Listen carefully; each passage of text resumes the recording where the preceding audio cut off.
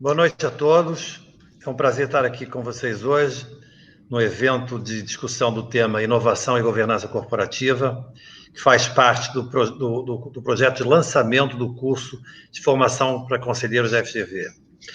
A FGV lança esse curso no momento em que há profundas transformações no mundo e no ambiente empresarial. São assuntos como transformação digital, novas tecnologias, gestão disruptiva dos negócios, a palavra que tanto se usa hoje em dia, cultura digital. E tudo isso só acontece quando a organização compra essa cultura, quando adquire essa cultura e a perpassa desde os níveis mais estratégicos da empresa até ao chão de fábrica. É assim que esse curso nasce com esse intuito de treinar, formar conselheiros, seja do setor público, seja do setor privado, seja do terceiro setor, em temas que estão em voga hoje em dia. Então, esses são os temas que são discutidos hoje e temos para coordenar, para mediar aqui o debate de hoje, o nosso coordenador do curso de formação executiva para conselheiros, o professor Carlos Ercolim, e os nossos convidados de hoje, que serão apresentados a seguir. Então, muito bem-vindos, contamos com vocês para discutir o tema de inovação e governança corporativa e, posteriormente, se quiserem mais informações, se juntar a nós para fazer o curso de formação executiva para conselheiros da Fundação Getúlio Vargas. Então, muito bem-vindos, um bom debate e passo para o professor Ercolim.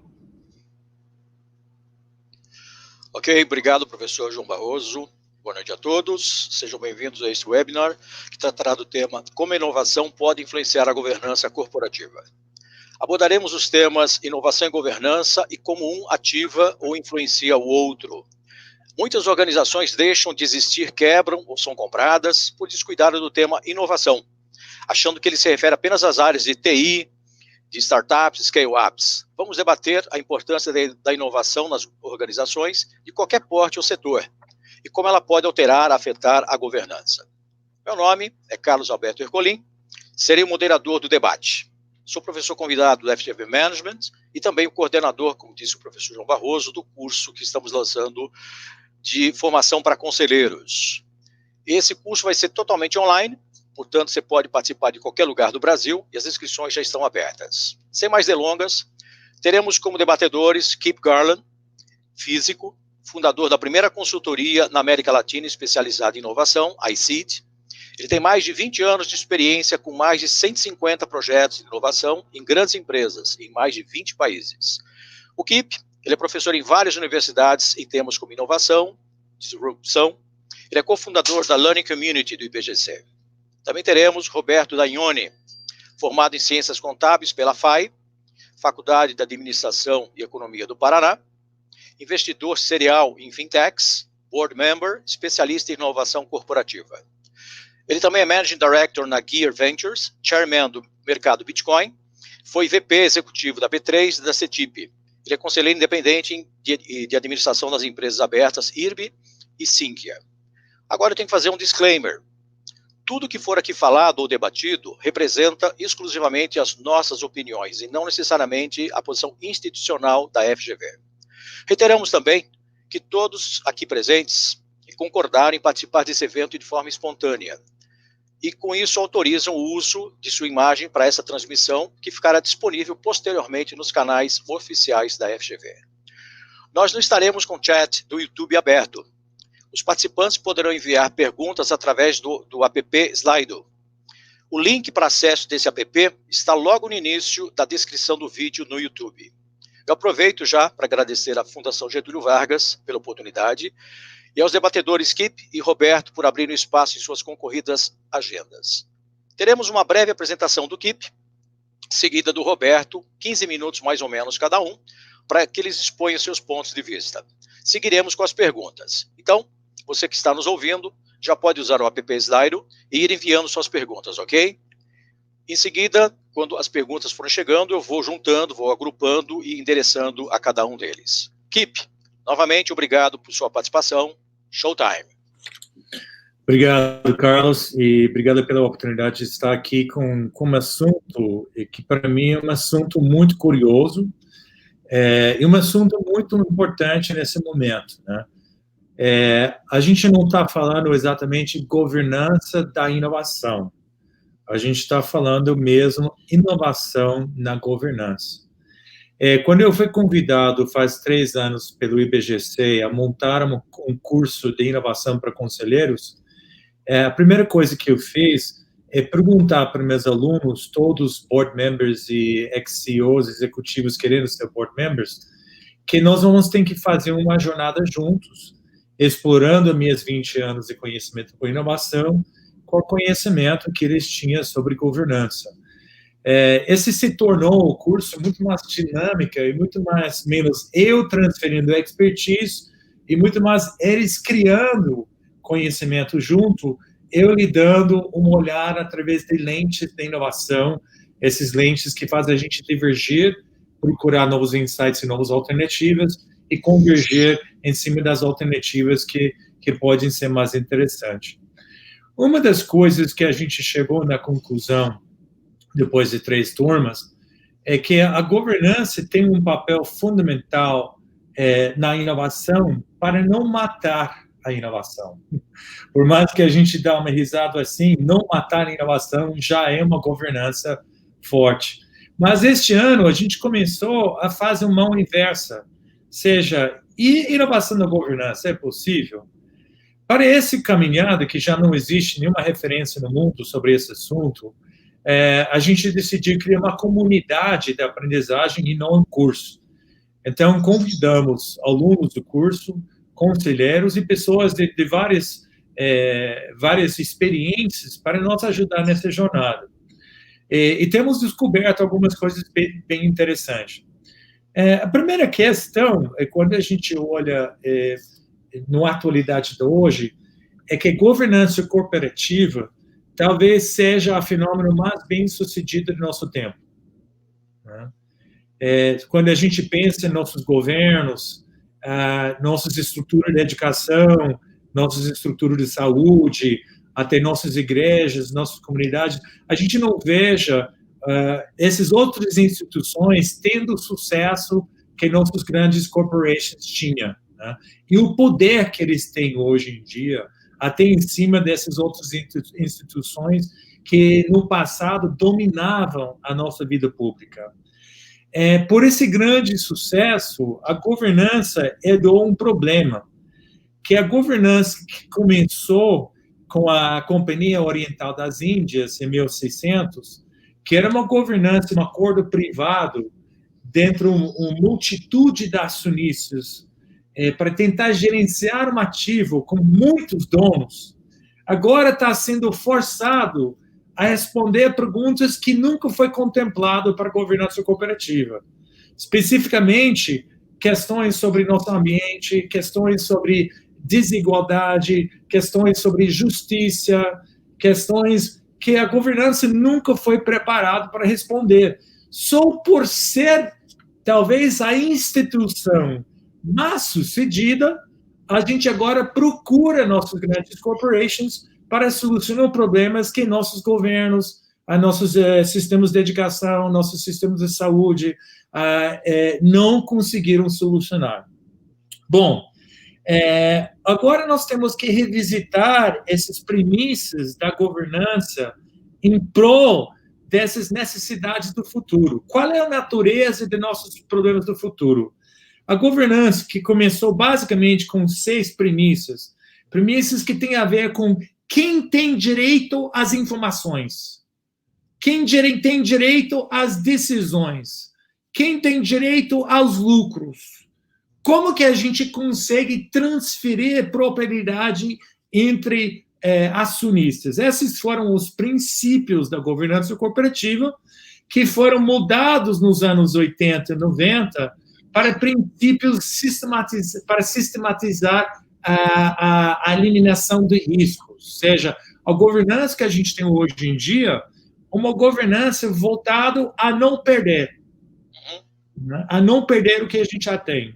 Inclusive, foi muito interessante que uma administração super conservadora, republicana, o George Bush, em 2008, quando propôs o grande pacote, até aquele tempo, o maior pacote de socorro econômico do mundo capitalista, chamada TARP, Troubled Asset Recovery Program.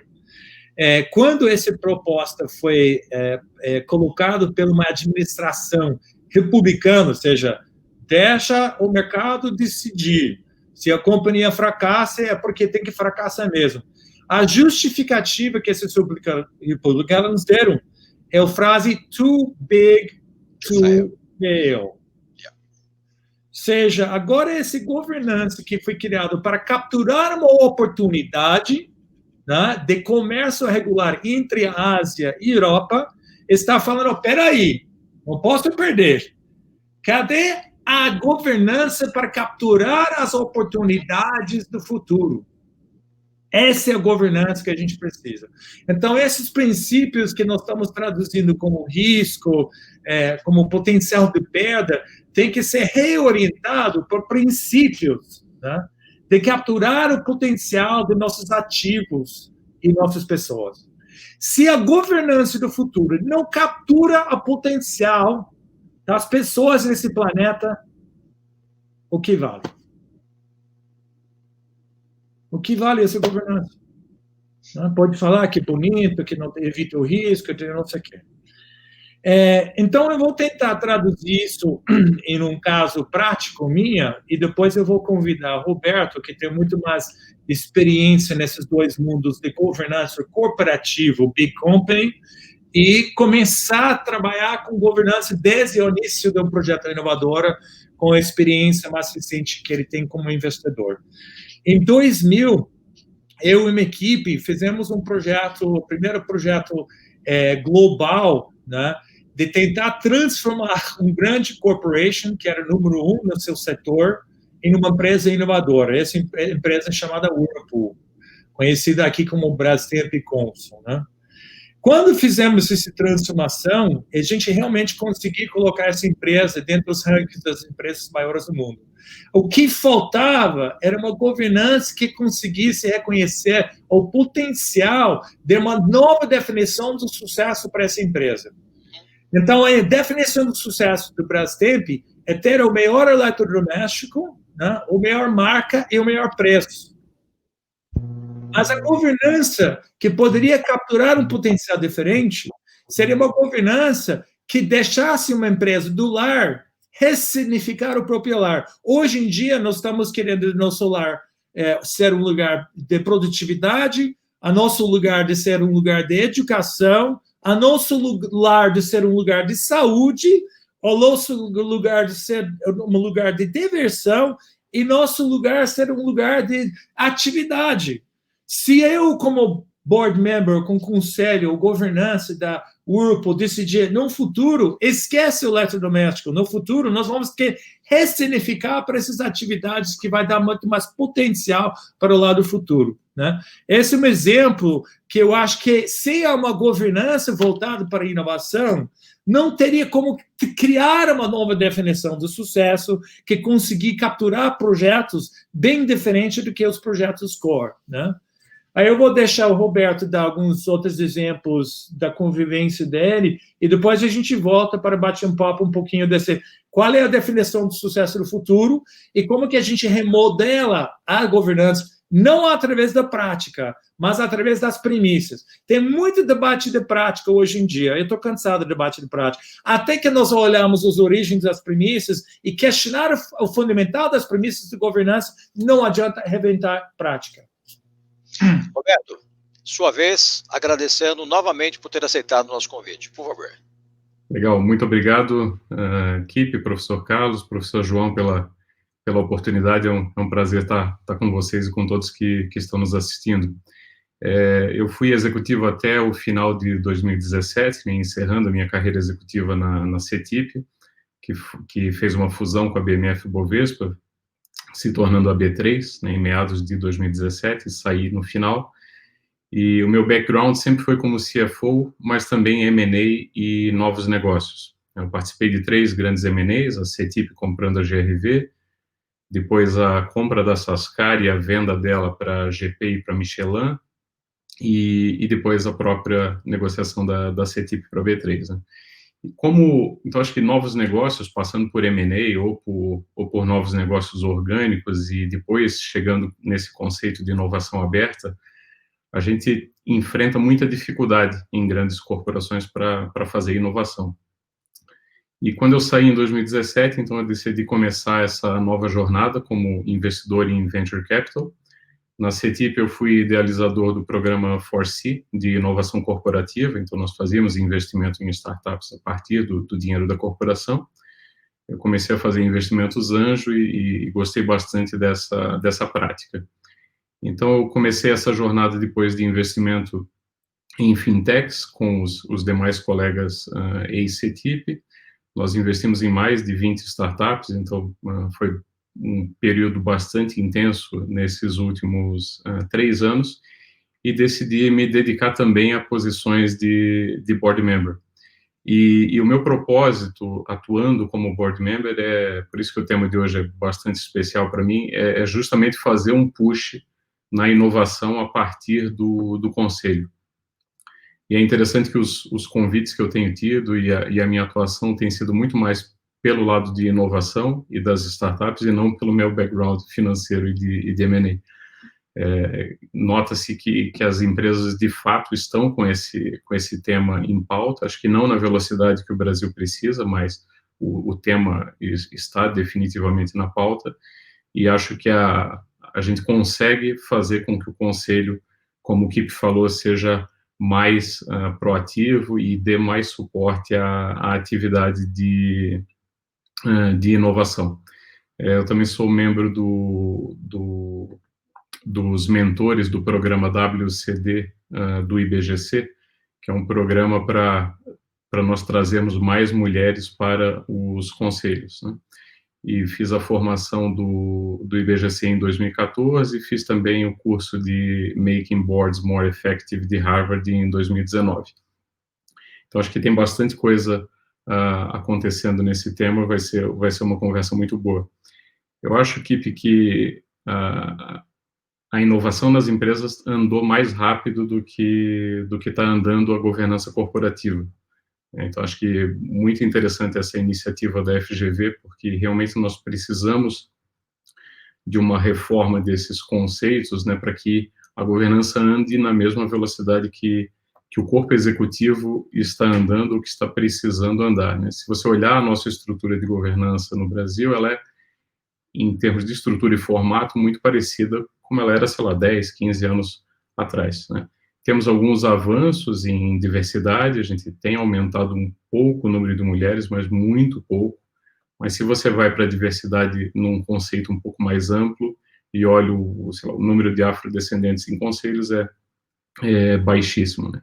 Então, acho que, de fato, os avanços precisam ser maiores e, na medida que a gente discute isso, tem cursos, tem mais pessoas praticando e discutindo, acho que isso tende a avançar.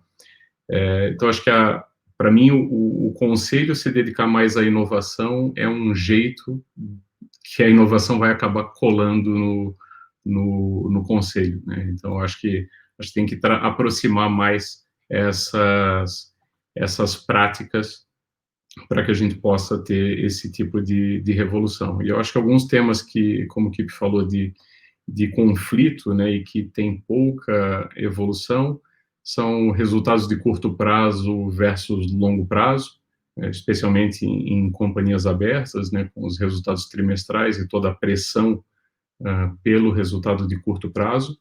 Acho que esse é um dos itens mais danosos para a inovação, porque a inovação ela sempre tem uma curva de investimento, né, com uma barriga de investimento e resultado negativo para depois você ver o resultado daquele investimento. E eu aprendi com o Kip isso, né, que ele brinca que a inovação, a empresa só dá atenção para ela normalmente, os incumbentes, quando ela se tornou um tema urgente. E aí, normalmente, é tarde demais. Você devia tratar a inovação enquanto ela ainda é um tema importante e não se tornou urgente. Hoje eu atuo também como chairman do mercado Bitcoin e em conselho de algumas das investidas, então é muito interessante você ver a prática, né, de governança dos sócios de uma startup e a velocidade que as coisas são decididas. e a velocidade que temas semelhantes são tratados nas grandes corporações, né?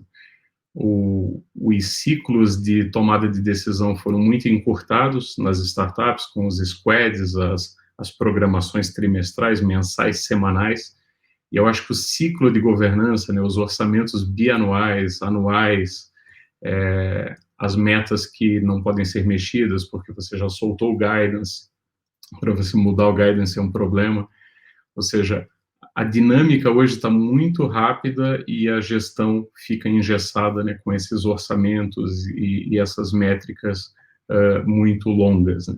Então, acho que um pouco de provocação aqui é que acho que esses ciclos de medição, de governança, de meta, eles têm que ficar mais abreviados em um tempo que é o tempo de reação dos gestores ao mercado. Tem aquela máxima do bankruptcy, que como que acontece o bankruptcy, né? Ele é gradually and suddenly. Então, você vê o gráfico lá da BlackBerry, depois do iPhone, né? Ela vem, balança, anda de lado, até cresce em alguns momentos, e depois em 5 meses ela quebra, e Blockbuster com Netflix da mesma forma. Então, você precisa investir na inovação muito antes para colher os frutos e aumentar esse nível de blindagem.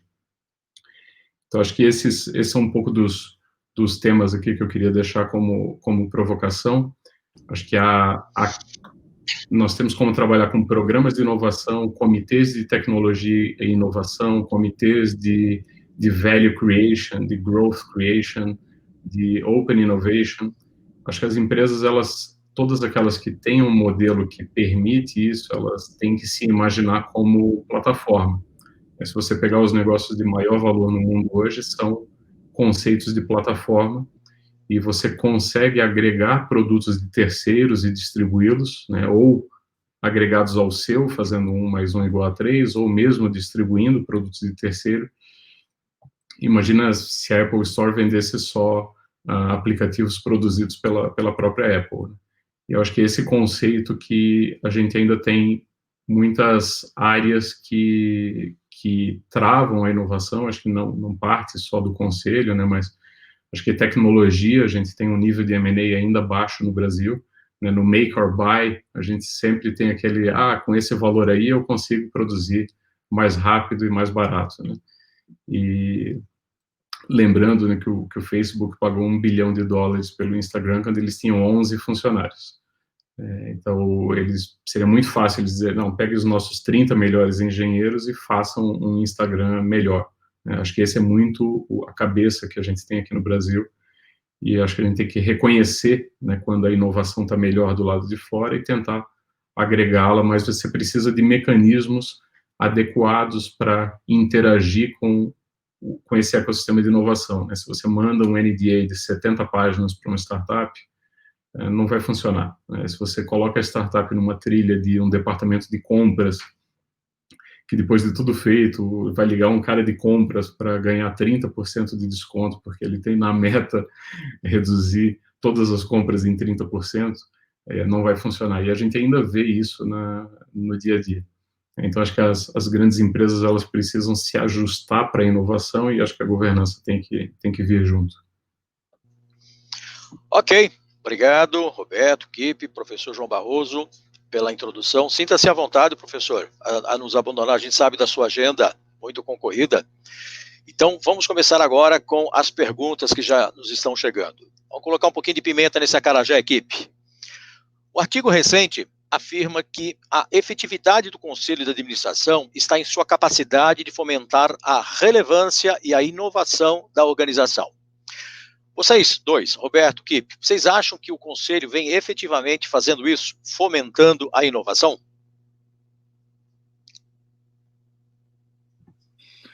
Eu acho que, de novo, a gente está perguntando uma estrutura que foi criada para um outro problema, para solucionar um problema que não foi criado. Então, eu acho que a maioria dos conselhos são incapazes dessa capacidade, mesmo se eles queriam, né? eles não têm um entendimento profundo do job to be done, que a empresa realmente realiza. Eles acham que a empresa são esses produtos que vende, esses mercados que competem. Então, de novo, esse se mostra a pressão social em cima do que quem ganhou o jogo, né? Nos últimos 500 anos, quem ganhou o jogo, né? A igreja, as universidades, os governos ou a corporation. Quem tem mais poder, quem tem mais alcance, quem tem mais dinheiro, quem tem mais marca. Então, todo mundo olha aí e fala, você que faz sucesso, então você tem que inovar, você tem que criar justiça entre desigualdade social, seja gênero, seja por etnicidade, qualquer coisa, né? Então, eu acho que é mais um blá, blá, blá, né? E, efetivamente, a gente tem que voltar às premissas de governança e até questionar se a gente precisa de um conselho, né? Eu acho que esse formato dos 12 sabedorias, sentado lá uma vez por mês, por 5 horas, escutando tudo, tomando decisão. Aliás, eu acho que o conselho é o lugar que menos toma decisão. Na verdade, as decisões já estão pré-tomadas e pré-formatadas antes de chegar lá. Então, para mim, é bullshit. Ok. Professor, eu acho que hoje, no Brasil, depende muito de cada empresa. Eu acho que tem empresas que já têm conselhos com mais diversidade, que já trouxeram pessoas com capability de inovação, que criaram os seus comitês de inovação e tecnologia. Então, acho que depende da formação dos conselhos, de quem já fez um pouco desse job. Depende muito do perfil do CEO ou de algum dos diretores que esteja encarregado também de inovação, ou muitas empresas, todos os diretores têm essa pegada, para ver se o push vai do management para o conselho, e aí o conselho pode, se ele não estiver preparado, não reagir, e aí ele não vai dar vazão, né, para esses pedidos do management, ou pode ir do conselho para o management, e se o management não tiver os incentivos adequados para errar, né, e para estabelecer essa nova dinâmica, também não vai funcionar. Por isso que as grandes corporações, elas têm uma dificuldade, né, porque elas têm a visão do acionista representado pelo conselho e um management estabelecido, e tudo rodando. E aquelas máximas de a gente venceu até hoje desse jeito. Então, acho que a gente vê isso mudando muito também, dependendo da liderança de cada empresa. Se ele é um líder absoluto e não está sendo ameaçado, ou pelo menos ele acha que não está, eu acho que é mais difícil esse tema de inovação, por mais que ele esteja vendo, às vezes, a empresa do lado sendo disruptada, isso acaba não colando nele. Então, acho que vai muito se a empresa já sofreu algum ataque, já perdeu algum cliente relevante, ou vem perdendo market share, esse tema vai ficando mais sensível ou não. E se o conselho vai dar conta dessa demanda, aí eu acho que depende, de novo, da formação do conselho, quantos independentes tem, se existe um bloco de controle, se esse bloco de controle tem uma opinião formada sobre o tema, porque às vezes você vê uma experiência do conselheiro ou da empresa que ele representa, e diz, mas lá nós fizemos assim e deu errado, né?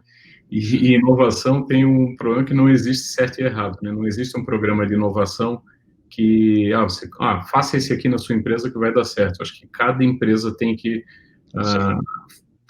fazer um crafting do seu modelo, né? E aí, quando os conselheiros trazem esse tipo de experiência como um bloqueio, né, dizem, não faz assim porque dá errado e assim dá certo, realmente a vida fica mais difícil. Então, acho que depende muito de caso a caso, e dessa combinação management-conselho tá bem calibrada. Obrigado, Roberto. Obrigado, Kip. Tem mais uma pergunta que acabou de chegar, da Cláudia Elisa. O que vejo em muitas organizações, em seus conselhos, é uma variedade de definições e opiniões dos seus membros sobre o que é inovação. Que frames vocês têm visto nos seus conselhos, nas organizações das quais vocês fazem parte? Roberto, primeiro você, vamos lá. Vamos lá. Eu acho que a Cláudia está 100% certa. Esse tema de inovação, se ele sobe para o conselho, sem uma preparação adequada, normalmente vira reunião de condomínio, porque todo mundo tem opinião para dar e viu alguma coisa, e viu modelos. Acho que é um pouco parecido com marketing, né? Que a visão de marketing todo mundo acha que entende um pouco e que sabe um pouco. Por isso que eu acho que o ideal é uma organização moderna, como são as startups, que a inovação ela está everywhere, está todo mundo tentando inovar o tempo todo.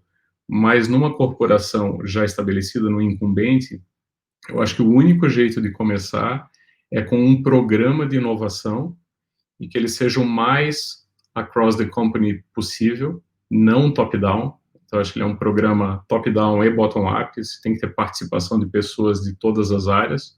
O programa que eu gosto de recomendar, ele tem um componente de voluntariado dos funcionários, participa quem quer, porque normalmente quem quer é quem vai dedicar as suas horas after hours, almoço, final de semana, para fazer além do job dele.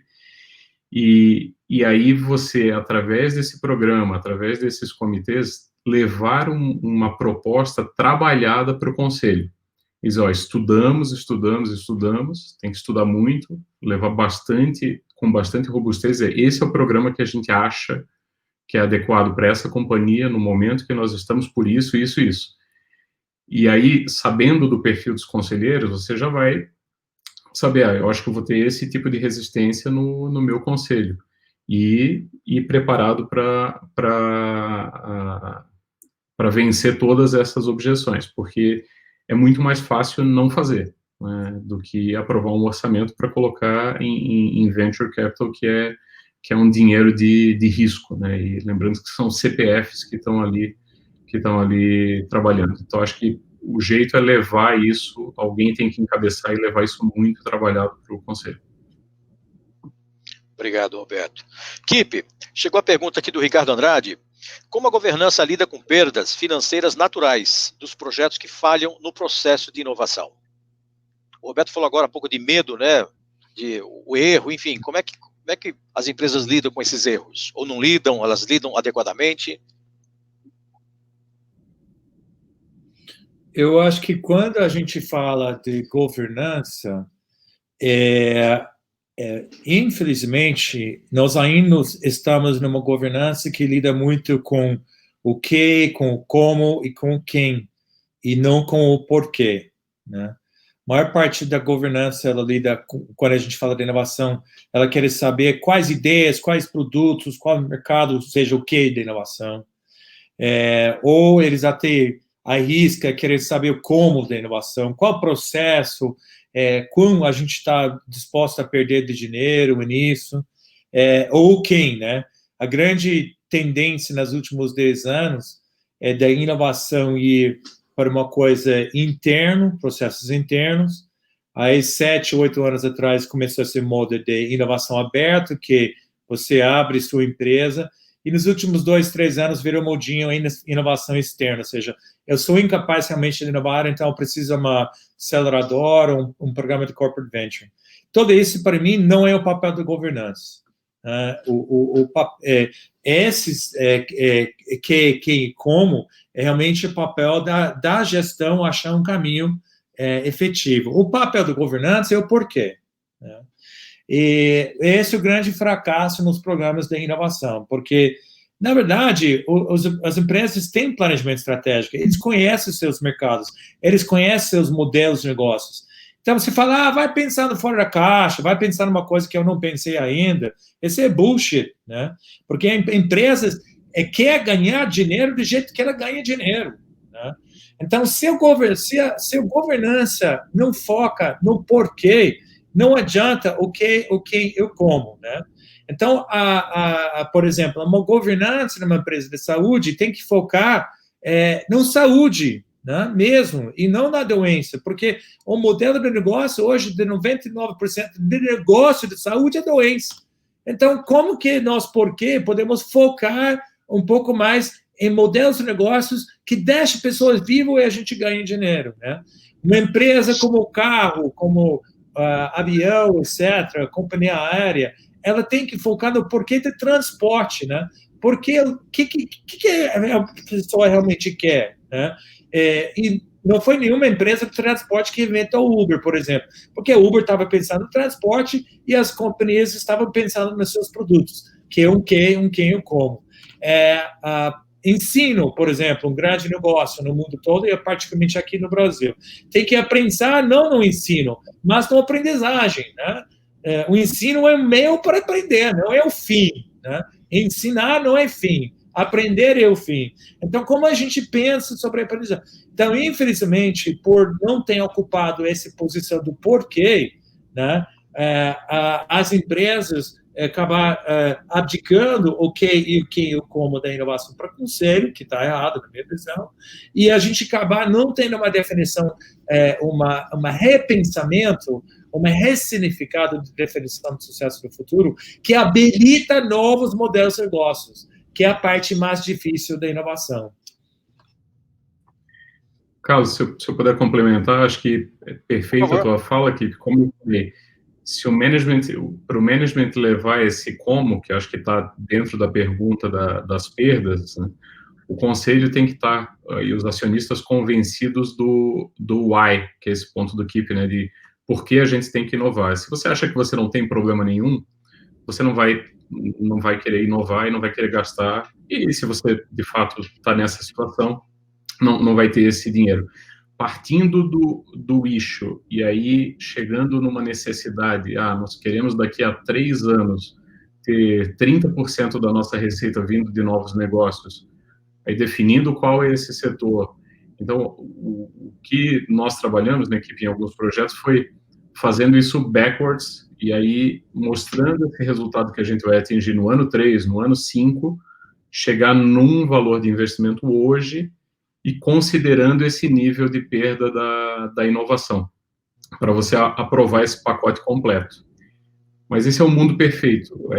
O que eu deixo de recomendação, se esse cenário não está dado, é o contrário, é criar um programa que mesmo que com os erros que vão acontecer com o nível de perda, que ele não machuque a empresa, e que o programa não leve um shutdown, e que você tenha a sorte e a competência de entregar bons resultados e ir com o programa ganhando mais relevância, começando pelo como e pelo que, né, até chegar no why, mas se você puder começar no why e já largar grande com bastante relevância, mas a empresa, se ela não gasta e não perde isso hoje, né, vai ter uma boa discussão aí com o CFO e com os investidores para abertura dessa linha de write-off. Perfeito. Eu tenho aqui um comentário, não sei se é pergunta, mas enfim, vocês se sintam à vontade para comentar. É anônimo. A pandemia não está provando que a concentração em poucos grandes grupos é o maior entrave à inovação? Vejam na farmacêutica, centenas de vacinas aparecendo. Querem comentar? Ou eu passo para a próxima pergunta? Eu nunca achei que a pandemia era um fenômeno em si, né? Nós estamos, na verdade, juntando várias tendências que já existiam. Pode ser pandemia, pode ser guerra nuclear, pode ser terrorismo, pode ser N razões, escapamento de gases que acabaram circulando no mundo, não foi a pandemia. O fato é que já estamos vivendo uma vida mais solitária, uma vida com menos contato físico, independente da pandemia. A gente já está muito mais preocupado individualmente, né? Uma das perdas que a gente tem com essa sociedade de direitos, todo mundo tem direito hoje em dia, é que a gente não pensa muito na comunidade, nos deveres, né? Ou seja, eu tenho meu direito a isso, meu TV, meu carro, minha casa, meu cargo, não sei o quê. E o que está sofrendo mais com isso são nossas comunidades. E não somente estou falando cidades, eu estou falando igrejas, clubes. Olha, por exemplo, o Boy Scouts, né? Está em Chapter 11, né? A Igreja Católica defendendo o tempo todo. Então, a gente abriu mão com muita coisa que não foi a pandemia, né? Então, a gente tem que voltar a olhar com confluência de várias tendências já estavam, né, feito, que a Covid apenas foi um momento em que essa convergência criou um nome que a gente chama Covid hoje em dia. Agora, com o intuito da pergunta especificamente, com a questão se a gente está nas mãos dos poucos farmacêuticos ou se a gente está na mão de cadeias de suprimentos na China, as pessoas com quem eu converso estão rapidamente conseguindo outras opções, nem como aconteceu com grandes empresas no Brasil foram fechadas por Lava Jato, conseguiram achar alternativas rapidinho, o crise americano também fecha muitas empresas. Então, essa não é uma coisa que eu acho que eu particularmente preocupa. Eu acho que a dinâmica de uma sociedade moderna em conseguir buscar soluções, sendo que o mercado está livre sobre regulamentação, que é um problema do Brasil, eu acho que temos outras soluções, sim. Mas seria legal até voltar a questionar isso. Até o professor João talvez tenha uma opinião melhor do que eu. Eu acho que é interessante o que a gente está passando na pandemia, Carlos, que eu acho que separou um pouco quem estava pegando modelos de negócio antigos e digitalizando eles, e aí a digitalização, um modelo de negócio antigo, ele quebra, né, no analógico ou no digital, porque ele deixa de existir, e separou quem é truly digital, né? Então, acho que isso acho que subiu bastante a barra para quem estava querendo trabalhar online e vender em digital. Eu acho que o lado positivo é uma transformação digital e uma aderência, quebra de paradigmas. Então, acho que a gente teve uma evolução de adoção digital, pelo menos no mercado financeiro, que isso levaria muitos anos. E pessoas que, na verdade, nunca entrariam, né, por idade ou conhecimento, provavelmente ela continuaria indo na agência durante todo o resto da vida dela, e agora, por necessidade, o filho ensinou, o neto ensinou, baixou o app, então acho que a gente teve uma inclusão digital, tirando, obviamente, todo o lado negativo da pandemia e tudo que ainda tem por vir, né, de crise econômica, mas acho que em termos de negócios a gente vai sair mais fortalecido, e eu vejo no portfólio de startups, muito mais startups surfando crescimento nesse momento, porque estavam em modelos de negócio mais modernos, do que startups sofrendo. Então, eu não acho que tenha esse aumento o ramo farmacêutico, eu não entendo nada, né, então não consigo opinar sobre as vacinas, mas eu vejo no mundo financeiro, por exemplo, uma aceleração e não uma concentração maior. Kip, aproveitando o gancho de uma fala tua, é possível, com a atual forma de contratação nos conselhos de administração, ativar a inovação na organização, já que os conselheiros são contratados pelo seu passado, por suas conquistas e não pela capacidade de inovar? Essa é uma excelente pergunta, e esse foi o nosso ponto de partida da Learning Community, né? Eu acho que a maioria dos conselheiros são realmente contratados por dois motivos. Uma é contato, networking, que tem por trás dela confiança, conhece o cara, apesar que pessoas acham que é muito panelinha, tem uma certa lógica. E tem outra, que o cara tem um acúmulo de experiência devido ao tipo de problema que ele solucionou o problema, que ele adquirir um nível de julgamento que é útil para essa empresa. Tanto nos dois cenários, eu vejo muito positivo novas plataformas e novas maneiras dessas pessoas conseguiram ter outras abordagens para tomar decisões diferentes da natureza que a experiência deles do passado tinha. Ou seja, a gente tem que criar uma possibilidade de você lidar com incerteza e a incerteza seja o próprio caminho da aprendizagem e não apenas você consolidar a experiência ou conhecimento do passado. Eu chamo isso de leaning into uncertainty, ou seja, a própria incerteza vai ser o seu professor e não o expert, né, que já passou por essa experiência.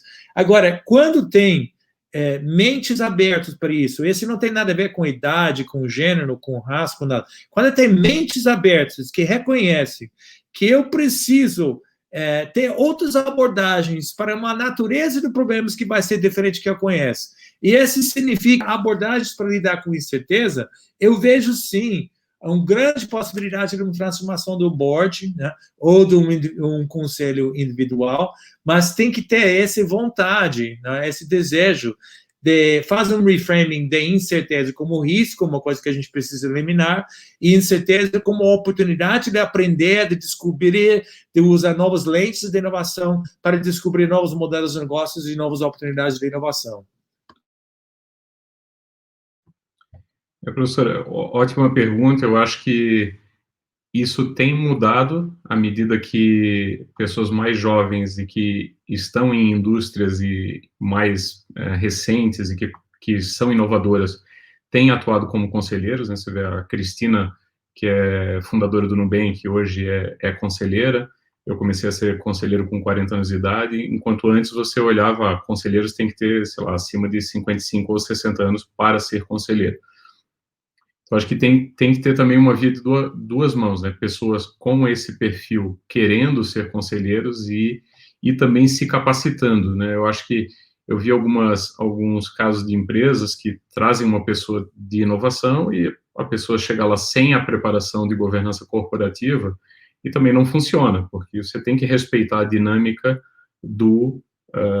da instituição e a dinâmica necessária da governança corporativa e inserir o tema de inovação dentro das regras e das leis e de tudo que você tem que fazer como um conselheiro. Então, acho que a gente precisa de mais pessoas e, como o Kip falou, precisa ter o mindset, o arcabouço pronto, né? Porque se colocar uma pessoa lá e ninguém der bola para ela, o tema não está, então só temos aqui um cara, já cumprimos. É tipo aquela sala de inovação, né, com os puffs coloridos, que sempre que você visita a empresa, aquela sala tá vazia, né?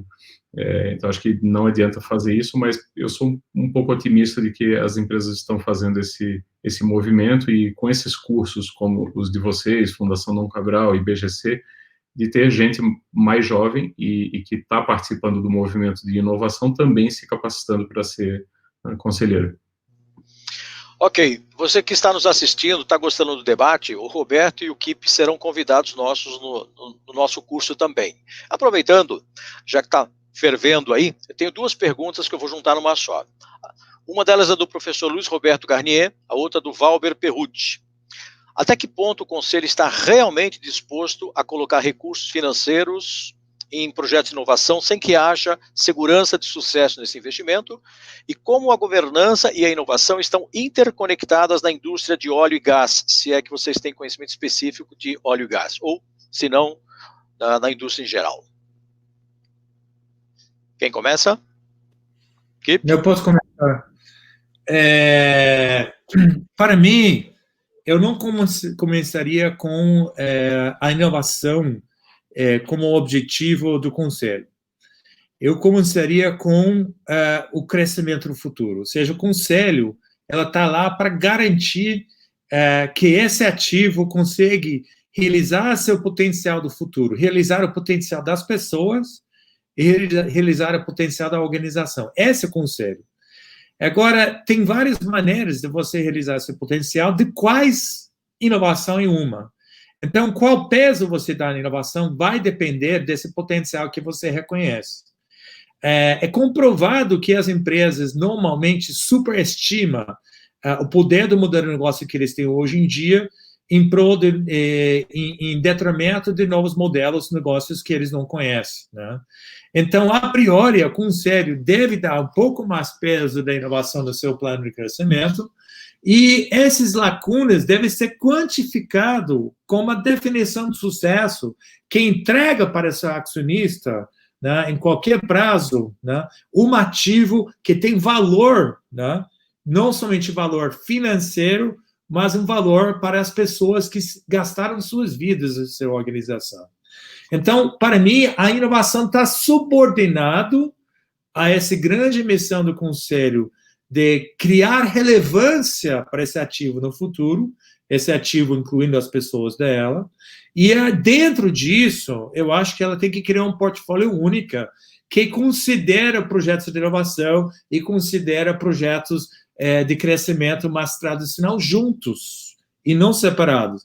Esse é um trabalho que eu e o Roberto fizemos no CITIP, ela chama um portfólio de crescimento, e você tem que olhar as incertezas envolvidas nos dois. Mesmo os projetos mais tradicionais têm grandes incertezas também, né? Tem incerteza em apenas repetir o que você fez no passado no futuro, porque o futuro vai mudar, né? E esses projetos tradicionais no futuro podem representar uma determinada incerteza. A segunda pergunta foi sobre óleo e gás, né? Eu tenho trabalhado, né, como consultor, eu trabalho em todos os setores, eu tenho trabalhado nesse setor.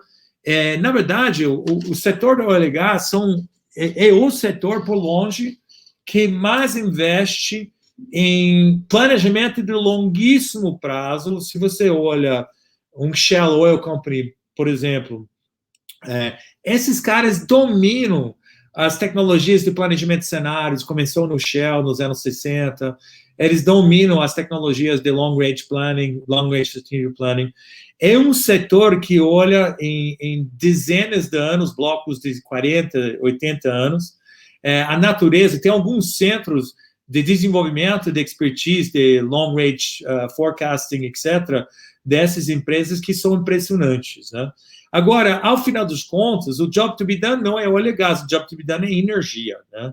E o job to be done é mover as coisas, mover fisicamente ou mover átomos. Afinal dos contos, eu acho que é nessa possibilidade de como eles podem estar colocando outras energias, outras maneiras, você faz aquele desejo final de mover as coisas. Eu acho que eles ainda estão um pouquinho aquém, né? E nesses setores. Porém, eu acho que, dado que eles têm esse expertise de abstração muito alto, algumas das pessoas que eu mais respeito com poder de abstração, de pensamento de longo prazo, não só pensamento de curto prazo, são desses setores. Então, eu vejo possibilidades muito interessantes para eles. Kip, eu concordo 100%, eu acho que passa por quanto tempo o Conselho está dedicando ao planejamento estratégico. E o planejamento estratégico vai revelar essa necessidade de investimento ou não e em que grau. Então, eu vi bastante lá no curso nos Estados Unidos isso, né, que os conselhos lá, nos cases que nós estudamos, faziam um strategic retreat durante o ano para discussão de estratégia. Se você tem uma estratégia trazida pelo management com um selo de uma consultoria grande que dá o conforto e o conselho vê aquilo em 2 horas e dá um ok, então o conselho está sendo informado da estratégia e não participando ativamente da estratégia. Se você tiver uma companhia onde o conselho participa mais, né, desse caminho estratégico para fazer os questionamentos relevante e trazer gente de fora para questionar também, né? Porque muitas vezes santo de casa não faz milagre, então acho que é interessante trazer depoimentos de quem foi disruptado, de quem está sendo disruptado, porque pode ser a sua situação daqui a 2, 3 anos, né? Então acho que passa, de novo, pelo convencimento da necessidade.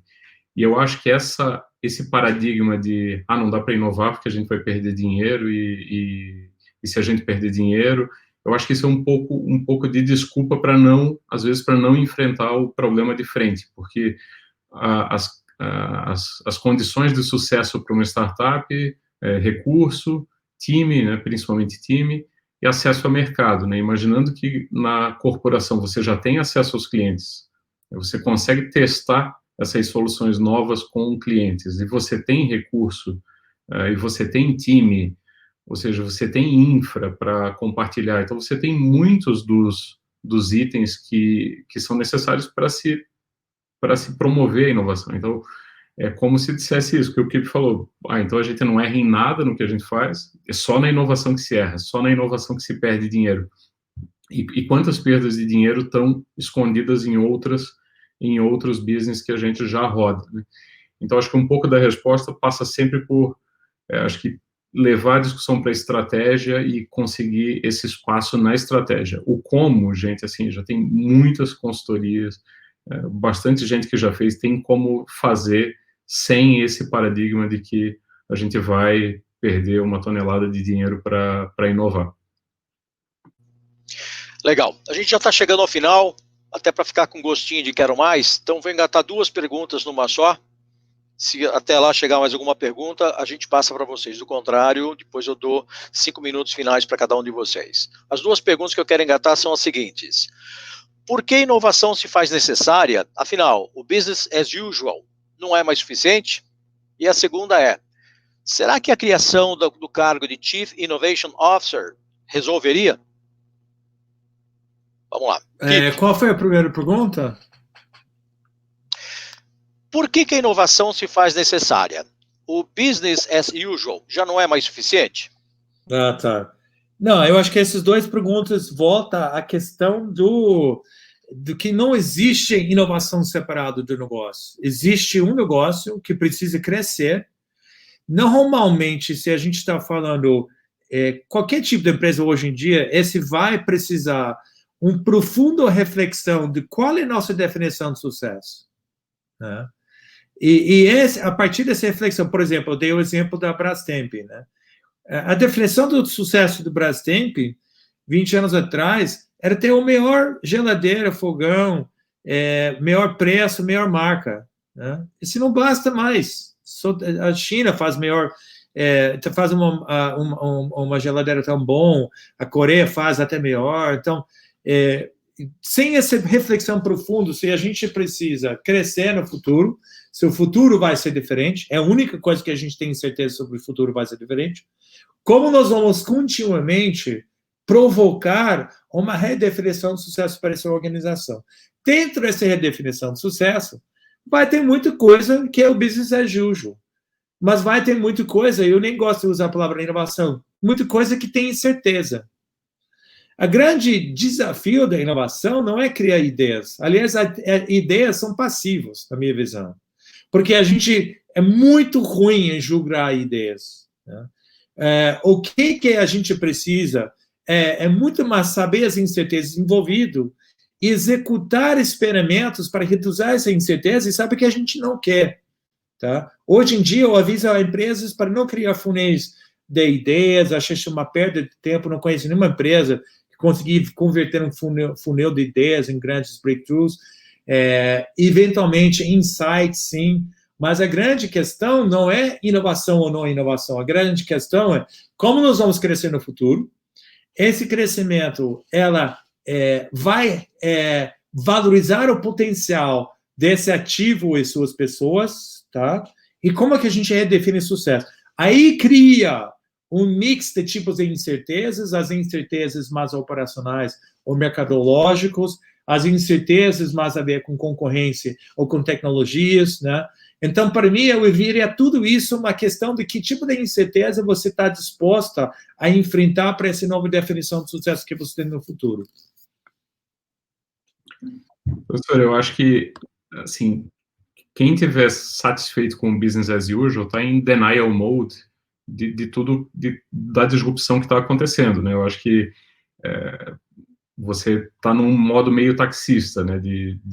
Que veio o Uber e o taxista continua sem ligar o ar-condicionado, alguns deles, né? Continuam sem a água, sem a balinha e sem um aplicativo bom.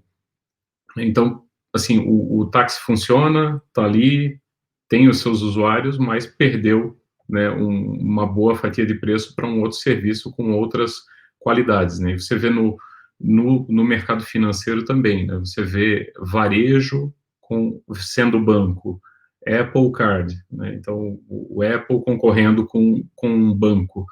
Então, às vezes, a concorrência, ela vem de um competidor que você nem tá vendo.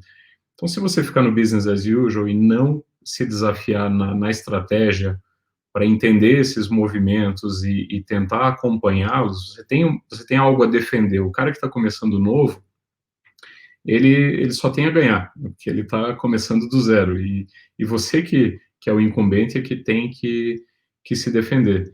Então, acho que essa coisa de business as usual e inovação é como o Kip falou, você quer... Agora, tem gente contente crescendo 5% ao ano, e o cara do lado está crescendo 30%. Então, assim, em questão de anos, esse cara vai estar maior que ele. Se a tua ambição tá ok, eu tenho 50% de market share, daqui a 10 anos eu vou ter 10% de market share, it's fine, né? Então, acho que qual que é a tua missão de crescimento, como o Kip falou, e o crescimento vem de criar esses new profit pools aí que você vai precisar.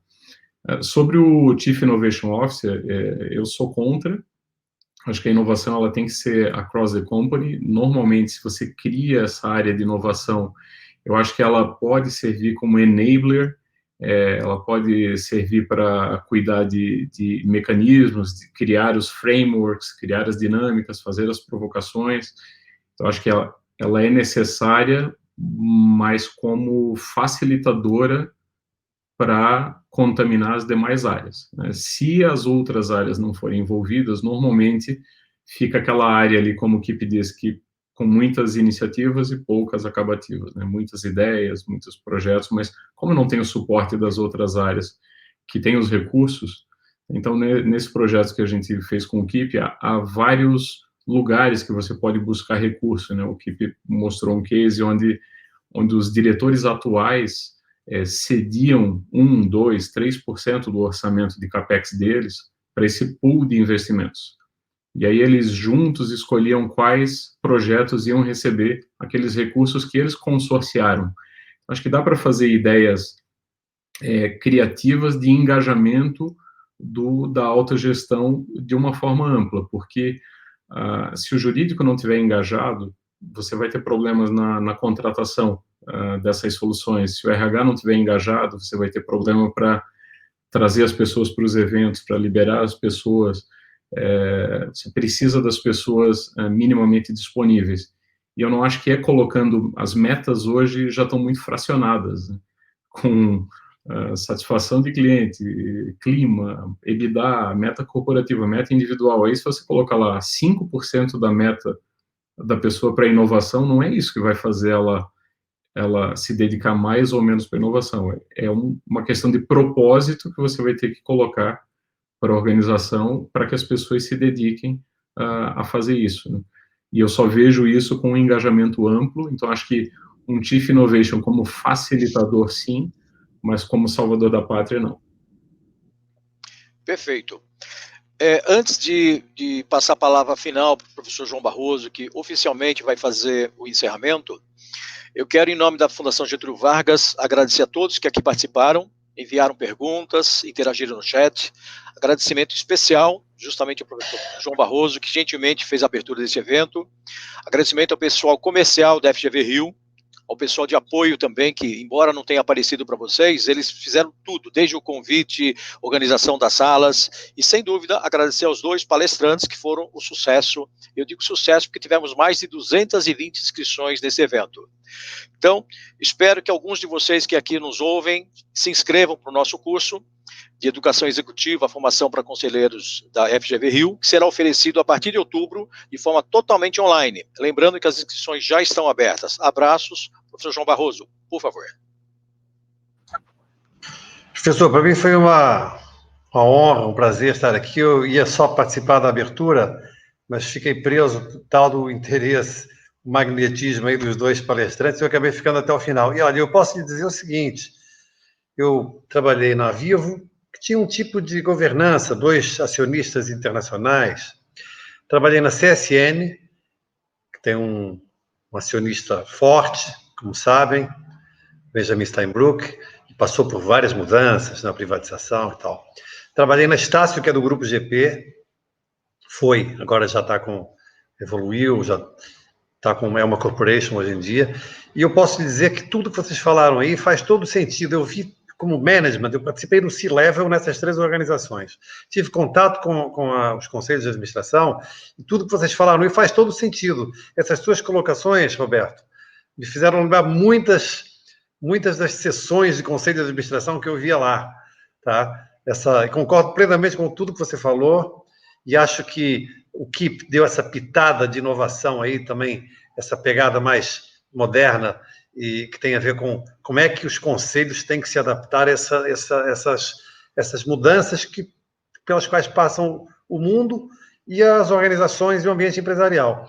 Então, acho que foi uma degustação maravilhosa para que eu espero que seja um sucesso, esse projeto inovador da Fundação Getúlio Vargas, nesse contexto restrito que estamos tendo de mobilidade, lançar esse curso de formação para conselheiros, que vai permitir que jovens, o Roberto disse que com 40 anos já era conselheiro, acho que outros, como eu, que já passaram pela carreira de executivos, almejam agora ser conselheiros de administração. Então, acho que esse curso da Fundação Getúlio Vargas, formação para conselheiros, vem numa ótima hora e vem no momento em que é necessário realmente que esses líderes, esses grandes estrategistas das organizações, tenham consciência de como é que devem acompanhar essas mudanças pelas quais o mundo passa.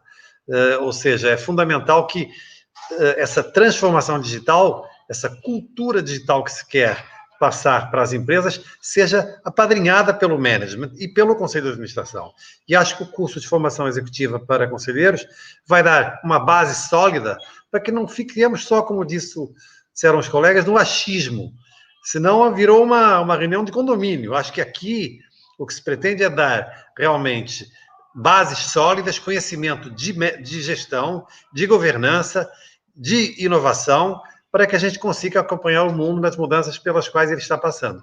Então, acho que parabéns ao professor Ercolim pela moderação, ao Roberto Dagnoni pela participação, ao Kip Garland também pela sua brilhante participação, e dizer que a casa está aberta para todos, para quando quiserem voltar. Espero vê-los no curso de formação para conselheiros, que se inicia agora em abril, em outubro, na FGV.